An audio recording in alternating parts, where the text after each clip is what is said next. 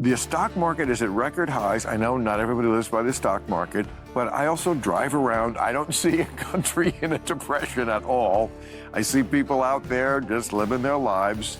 And I would have thought, and I got to own it, that these tariffs were going to fucking sink this economy by this time, and they didn't. Bill Maher. You know, I want to like Bill Maher. I almost do. Sometimes, especially when he says something you agree with. Well, or he admits his own. Let me say this, because he came out and admitted he was wrong about Trump's tariffs. And we were talking about this earlier. The stock market's record highs. And we'll play the clip here in a second. Friday at the highest ever. Well, here's the thing that you got to be careful of. And this is what I said about Elon Musk. It's what I've said about Jordan Peterson. I say it about a guy like Bill Maher. Just because they say something commonsensical every now and then or say something that's anti-woke doesn't mean they're necessarily conservative. Obviously, Bill Maher's obviously not. No, if anything, he's a left-leaning independent. Yeah. He's a classical liberal. Okay, yeah. He's a classical liberal. And this is on his podcast. He's high as a kite. Let's play the clip. I remember along with probably most people, was saying at the beginning, oh, you know, by the 4th of July, somebody had to think how the the economy was going to be tanked by then. And I was kind of like, well, that seems right to me, but that didn't happen. Now, it could happen tomorrow. I'm just saying that's reality. So let's work first from the reality of that, not from I just hate Donald Trump. Because that's boring and doesn't get us anywhere and leads you to dishonesty. Because the truth is, I don't know what his strategy is. But look, the stock market is at record highs. I know not everybody lives by the stock market, but I also drive around. I don't see a country in a depression at all. I see people out there just living their lives. And I would have thought, and I got to own it, that these tariffs were going to fucking sink this economy by this time, and they didn't. That's so, you know, how do we deal with that fact? Because that's the fact. So let me say this, and I want to go back again. The number one rule we have around here on the Chad Prather Show is Chad's never wrong. And I said back the first of the year, I said, give it 6 months. I said, give it 6 months and let's see. And here we are. I think you have to do that with every policy change and policies made. You got to give it time to see how it's going to, react. Good on Bill Maher for at least coming out. And again, the left is unbending. Like they refuse to, by and large, admit when they're wrong. Because they're not critical thinkers. They are groupthink, group speak idiots. And here's Bill going off on the left. Here, play the clip.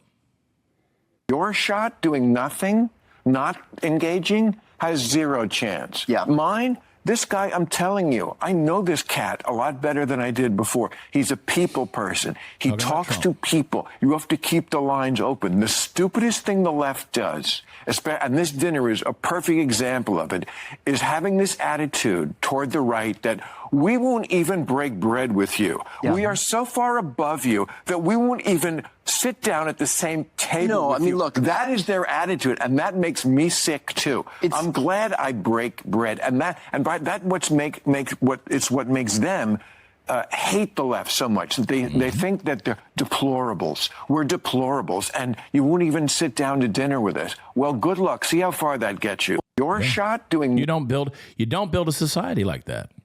You just don't build common decency like that. So good on him.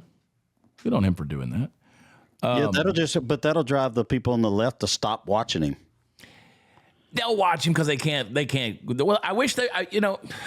They're watching him now. I don't know that they're watching him now. As soon as it's something they don't like, they're gone. Let me refer you back to Exhibit A, the crazy lady with the septum ring bitching about Sydney Sweeney in a blue jeans commercial. Okay, they see it and immediately it becomes fascism. So when a guy like Bill Maher has Dave Rubin on, or he has, who is also a classical liberal. But got his eyes opened up to the progressive woke ideology and turned away from it. And he has Charlie Kirk on. They hate his guts for it. They go after him. So I don't think they're listening now. I wish they would. Speaking of Trump, Trump's over in Scotland. I like this. You see the Golf Force One, the new armored golf cart. I saw this. I didn't know. Was he in that golf cart, or was that just like security in that golf cart? I only saw pictures of it. So that's good looking little Can-Am there. That's not a golf cart, but you know what I mean. It's a side by side. That's pretty cool. I've been shopping. I guess he would need a place to escape to a safe place, and if that's armored, then I don't know if that's armored though. Is it? I'd be willing to think it is. It's better than an open air golf. I mean, somewhere to get out of sight, because the thing about a golf course, that's such an open area. But do they even have guns in the public there? Well, you can get guns everywhere. They don't have a Second Amendment. It's not legal to own firearms there in the UK. Okay. So no.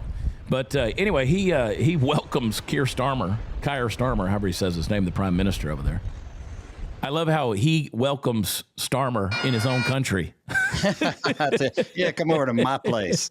Come see what I've been doing. How you doing? You looking fabulous? You look fantastic. Come on. How long has Trump been working on this golf course? Because it's been several years. Well, he's got the one in Ireland. He's got the place in Scotland. I'm going to be at his place in Westchester, New York, on the next week. Actually, we're going to be in with Chloe Castillo, Make Music Right. I'm speaking. Lara Trump is coming. She's going to be there. A few others. So is Donald Trump? I'm inviting people to my party, man, in Westchester. So I'll be at the Trump. Is he mixing his business dealings with politics? I mean, how do you look at that? I just like. He has.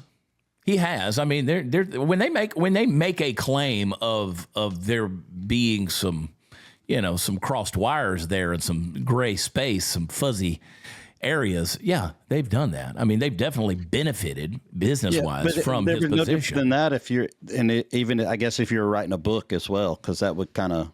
Yeah, you're going to mix that up, but I don't know. I don't know how I feel about is he over there on our dime or his dime? How does that work? It's all he's over there on. He's the president. He's on our dime. He's on our dime, even if he's taking care of his personal business dealings. I mean, what business dealings is he dealing with? Be specific. I thought he had like a golf course over there or something. He's got a lot of golf courses. Okay, but I mean, just because he's there. That doesn't mean he's working on the golf course. Well, I thought he's not out there mowing the grass. Something. No. Okay. But I mean, he's got golf courses, and when he goes, he does tend to stay at his places, and that's one of the things that people complain about is when he puts the Secret Service in his hotels, he does charge the government for putting them in his hotels. But again, he's not associated with Trump International or whatever it is. Okay. He's not Trump Inc. anymore. That's what Don Jr. runs.